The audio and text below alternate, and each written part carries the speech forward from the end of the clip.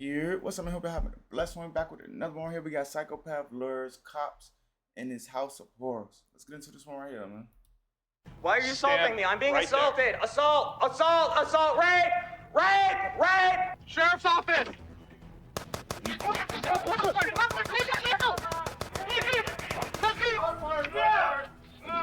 He's out! Bleeding. It's like a GTA gun. Where in the chest? Where in the chest? Right here. Until this vicious attack, the officers had no idea that the psychopath had lured them into his house of horrors. Zach, can you hear me?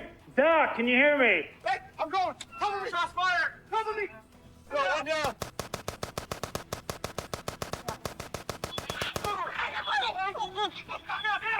This individual fired so many rounds so rapidly at us. The cops were left with no way to escape, but the terror had just begun. 300 out. We've got 3 officers hit. 1 down. 2 injured minor. Person was shot with a gun inside the apartment. On December 31st, 2017, at 5:15 a.m., Douglas County, Colorado Police received a disturbing 911 call from 37-year-old Matthew Edward Reel, starting what would become one of the most terrifying cases of their lives. And what was the address of your emergency? I need to file a restraining order, an emergency restraining order against my domestic partner. Has this been physical? Okay, but yes. Right. You sure all that time? Yes. Okay. He came at me, and the deputies were here, and I'm really worried. They didn't even arrest him, and he's pushed me around before, and I told them. Well, my deputies are headed your way right now to talk to you about getting an emergency restraining order. Thank you so much. Thank you. Bye. Bye-bye. As deputies Davis and Zach Parrish arrived at the scene, unaware of the horror they were walking into, something strange immediately caught their attention. Hanging out a bedroom window was a blanket, so that was odd. And also we noticed there were a lot of items that had been thrown off of the balcony. This scene quickly put them on high alert, and with Deputy Michael Doyle, they moved straight toward the apartment. Hey, Matt, it's Zach. Matt, it's Zach. It's Zach. I'm at the sheriff's office right here, man. Yes, we can talk out here. There you go. Right. What's up?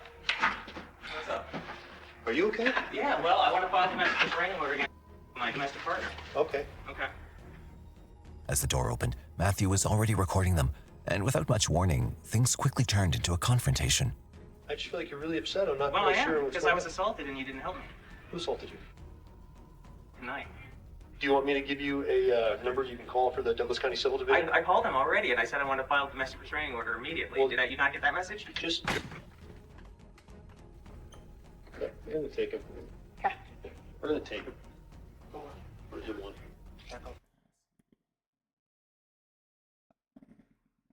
This door, in case he does get a gun. That way I can get in a better position. Sensing the danger, the deputies backed away from the apartment and contacted Matthew's roommate at work, asking him to bring the keys so they could gain entry. As the urgency escalated, more deputies arrived, unaware of what might happen.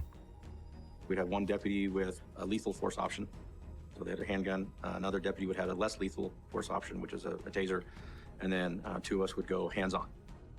The deputies attempted to unlock the door, but it was barricaded with several items. Grabbing their shield, they forced it open with all their strength.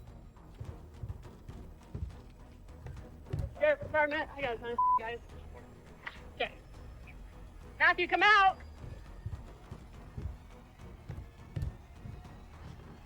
Matt, come out. Yep. Matt, come out of the room now.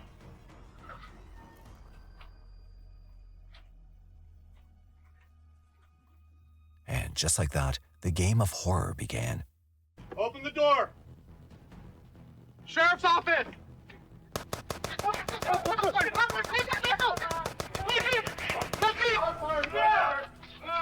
He's out! Hey, I'm going! Cover me! Cover me! Sheriff's office. Get out. Get out.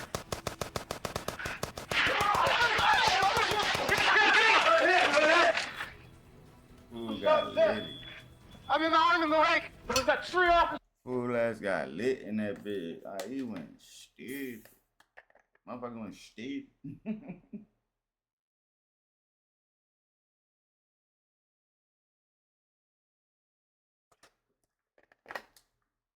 Motherfucker went stupid. There's hit! Where you hit? Where you hit? This individual fired so many rounds so rapidly at us. Everything was happening in a blur, so fast that they didn't even have a chance to fire back or defend themselves. But then, in the chaos, a chilling realization set in. And the last thing I saw as we retreated out the front door of the apartment was Deputy Taylor going back deeper into the apartment. And then we got out to the landing, and Doyle said that Zach's down, and he's got to go back and get him. Down! Hey, I'm going! Cover me! Shots fired! Cover me! Go, one down!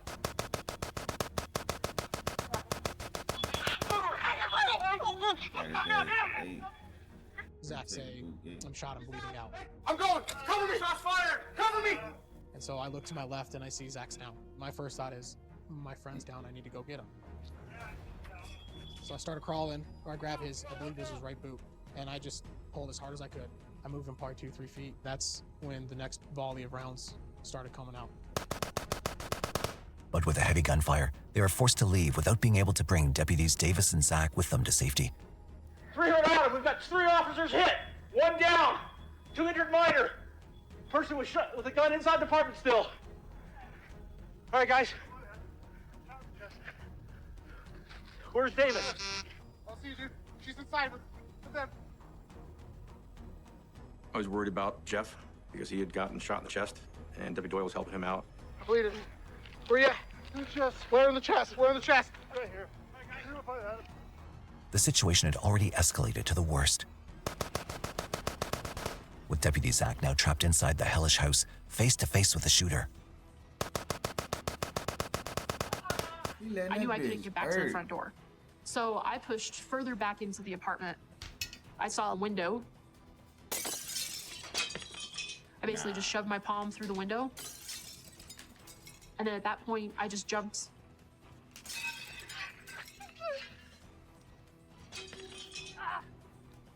I'm hit! I'm hit! Meanwhile, outside, Deputy Doyle was trying to help his fellow officer with his injuries. The bullet entered just over my vest, just under my armpit. I saw the blood coming out of my sleeves. I'm like, okay, I got shot. But then after that, my whole attention is on Jeff at that God damn. Stay with me, Kelly. Stay with me. Yeah. The sergeant started administering aid to me. I was administering aid to Jeff. At that point, that's when I could tell I'm not good. Like my lungs collapsed, I was gargling blood. I'm shot in the arm and the leg, Sarge. I need SWAT right now. I need medical. Hey, we gotta get our guys out of there. I need a tourniquet on my left arm. All right. You're gonna be all right. I am. Yeah. You okay? Shoot out. Get out of here! But then the gunfire erupted again, and things kept getting worse with every passing second. Blue, come around! I started yelling blue, blue, blue to indicate that it was me, that I was not a threat to them as I was coming around the corner. Blue, come around! Blue! Blue! I'm hit! I don't know where, I don't know how much Who's Parrish? Parrish still in there. Parrish is still in there? And that's when, you know, my heart really sank. It just really broke my heart to know Zach was still in there. Stay with me, Kelly. You're all right. You're okay. Hey, Billy. We got you, man. I got you. Ready? 1, 2, 3. We got you. Though the ambulance showed up just in time, due to the dire situation, they weren't allowed to enter. Okay, back to my truck. We got you. I'm here with you. Okay. Ready? Ready? Yeah, go.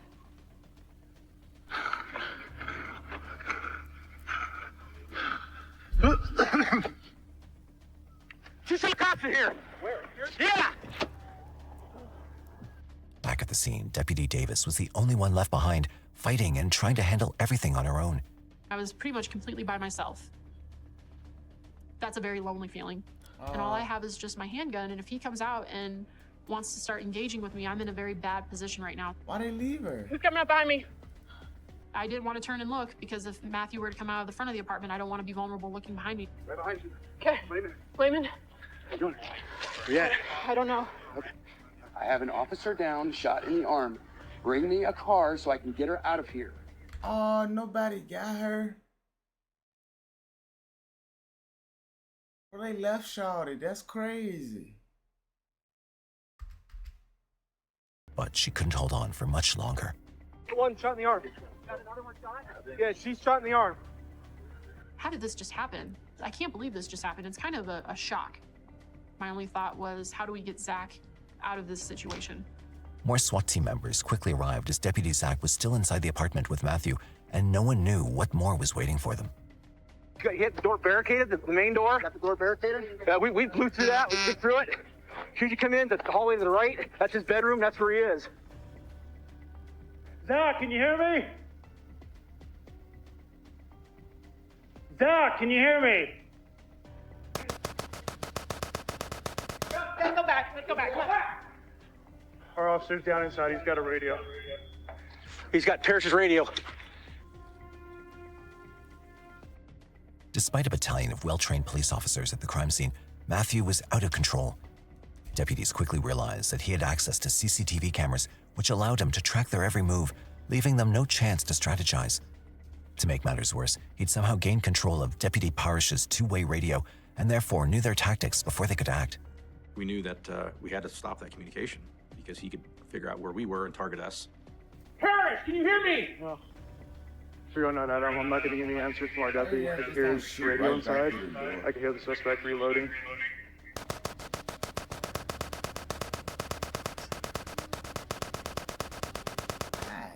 Every rescue plan they came up with was shut down even before it began. Matthew always seemed to be a step ahead. Knowing that he was in a position of tactical advantage, knowing that we were having to fight up some stairs, and knowing that he had some type of surveillance, our only avenue was pretty much cut off. Parrish!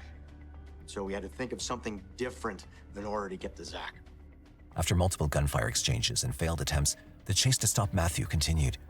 Deputies were exhausted, but the real question wasn't how to stop him, but why he'd started all this in the first place. The answer lay in the 911 call he made a few hours earlier. 911, what is the address of the emergency? Douglas County, Colorado. Alrighty, what's going on there? This guy invited me to his house. He was kind of move in, and that he totally freaked out on me. And he kept coming at me, and I put a laser in his eye because I feared for my health and my safety. He was at me. And what was your name? My name is Matthew Reel. Alrighty, just one more question for you. Do you know if there's any weapons in the home at all? Yes, I do have some weapons. I own firearms. I'm not here to hurt anybody, but yes, I do have firearms. Okay. Alrighty, Matthew. So I have 3 deputies headed out that way. We're going to come contact you guys and just kind of talk to both of you, okay? Okay, thank you. You're welcome. Bye. Okay, bye-bye. Concerned about his safety, deputies rushed to the scene, anticipating that the situation could escalate into something even more dangerous.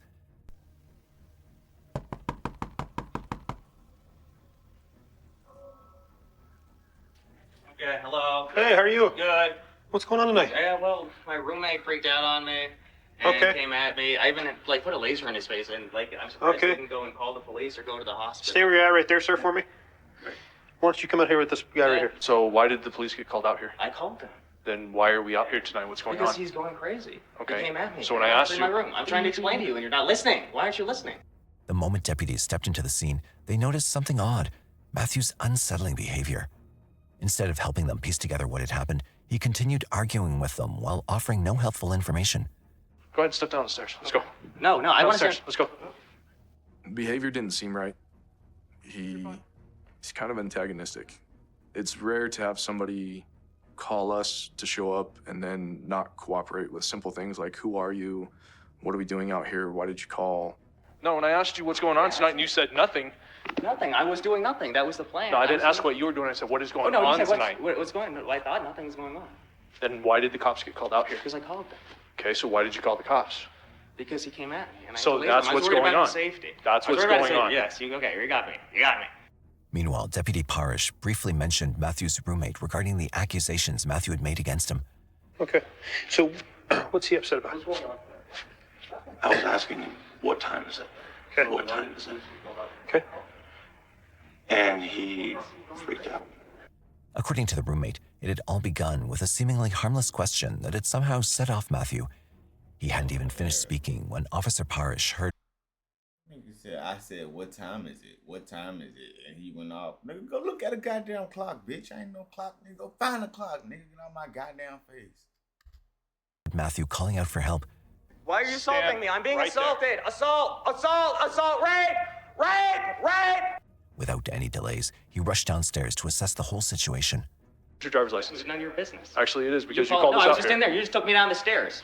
I'm gonna go back up the stairs. Stay Whoa, right whoa, there. whoa, whoa, whoa! Why are you assaulting me? I'm being right assaulted. Assault, rape, rape, rape. Now keep your mouth shut and stay where I tell you to, because right now you're the only one making a disturbance. What's your name and date of birth? Matthew Edward Real. September 9th, 1980. Nothing about Matthew added up. His actions weren't just chilling. They felt like they could lead someone straight into danger. But the real shock came when Matthew started shouting, which would only turn the situation even darker. Wait. I'm the domestic here. Are you serious? So you two are in an intimate Yes. relationship? Well, now you're alleging a domestic disturbance. So now I have to know how long you've lived here and how long you two have been. Okay, there you go. Are you reading your script now, officer? Put your hands on my neck again. I didn't put my hand on your neck. I put your hands on my neck again. Put your hands on my neck again. Okay. If you keep yelling like that, Okay. if you keep yelling like that, I'll take you to jail for disorderly conduct. It's already been explained to you once. Given the unsettling nature of Matthew's claims, deputies grew concerned about his mental health. Though the domestic angle seemed unlikely, they spoke to both him and his roommate, hoping to uncover the truth behind what went wrong. What's your first name again? Matthew. Zach, good to meet you. Good to meet you. Are you okay? Yeah, no, I'm fine. I'm worried about him. Like, he needs an ambulance. Like, I'm afraid I lased him in the face. Was it a laser or a taser? No, a laser. Okay. And what's your guys' relationship? Nothing. He used to work at Walmart. And I was looking for a roommate. Okay. Don't tell me you tried to call it a domestic relationship. 100% what he tried calling it. No. I'll get a Bible, put my hand on it. No. So he's saying he shined a laser in your face, but it was a maglite, like I'm flashlight? assuming maglite. Okay. Because he was holding it like this and flipping it back and forth, so I don't know for sure. Okay. There's no marks or bruising on either party that we can see. There's nothing broken inside of the house. There's no crime alleged, there's no crime occurred. You're physically fine. So we really had no legal action at that point. After talking to his roommate, the deputies' suspicions only deepened. They couldn't shake off the feeling that something about Matthew wasn't right. Hoping to confirm their doubts, they ran a background check on him. However, what they found wasn't just unsettling. It revealed a far darker past than anyone had imagined. The person who called in, who's a war veteran, had been diagnosed with post-traumatic stress disorder and had access to weapons. I deal with a lot of folks who have PTSD and that kind of thing, and it doesn't change necessarily what I'm going to do. It's just that I might have to deal with somebody who has some mental health issues. From the start, deputies sensed that Matthew's behavior wasn't normal, but only after recovering his traumatic mental health history did things begin to make sense. His erratic actions were shaped by psychopathic tendencies developed during the Iraq War.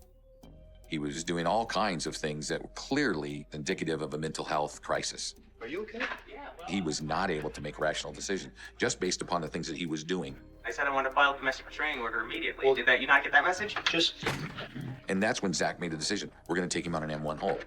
Further into the investigation, they discovered some YouTube videos made by Matthew targeting the deputies, which not only solidified their concerns, but were extremely alarming. Using his radar gun, with the laser aiming point on top. See, you heard the beep beep? Shut the red car passing. Now he's got the gun up, points it back at my car. That's already parked, though, right? We're both already parked. Now he gets out and starts harassing me. This cop needs to get fired now. I'm just here to inform you. This department is run by a pimp. This particular deputy is a pimp in the field. And I'm Matt Real, running for a libertarian candidate of... Anyway, I flub every once in a while, but we all do. And you know who's gonna flub big time next election? Spurlock. He's a clown, and so is his whole posse and crew. Anyway, nice to meet you all. Have a good evening. Take care. Happy holidays. Merry Christmas. Happy Hanukkah. However, that didn't justify putting everyone around him in danger. No one could have predicted that a routine 911 call would spiral into a deadly shooting. At this point, the deputies had one priority: getting Deputy Parrish out of the scene. We don't know the state of Zach. We don't know if he'd been taken hostage. We have no idea. It was now my time to rescue Zach. The situation was getting out of hand.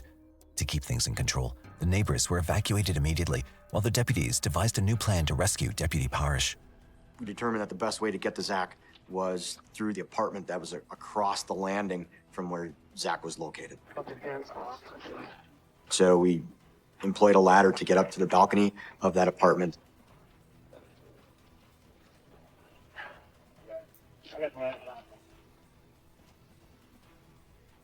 As soon as the Colorado SWAT team reached the top of the stairs, they began firing into the attic of Matthew's room, aiming to distract him while other officers worked to rescue Deputy Parrish.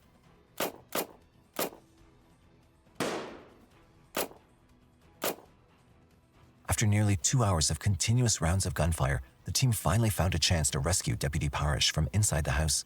My priority is to pull Zach from the gunfire. Then there was a lull in the gunfire, and that's when they went up the stairs, into the apartment, and grabbed a hold of his feet and started pulling. You go in the truck? Okay, we only need us three. Go. Just a minute. Go. Pull him back. With Deputy Parrish rescued, detectives now had only one thing to focus on: capturing Matthew and de-escalating the situation before they had to witness any casualties. The team then quickly assembled and besieged his apartment. Go. They're going. Go.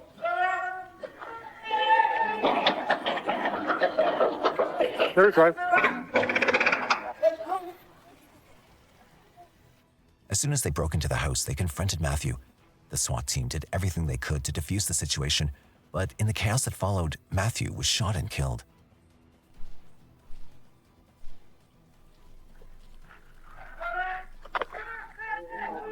A SWAT team made entry into the front door, and then in the process of doing so, they engaged the suspect. He had fired a number of rounds at our officers, hitting one of them, and we fired and killed him. Meanwhile, the victims at the crime scene were quickly rushed to the hospital. Matthew's neighbors, though severely injured by the gunshots, were thankfully out of danger. As for the 3 other deputies injured alongside Zach that day, all of them survived. I was shot 5 times. I was relatively lucky. From jumping out of the window, I had a hairline fracture in my tibia. When I broke the window, caused nerve damage in my hand because I had severed or nicked a nerve. So I came out of surgery. Ugh.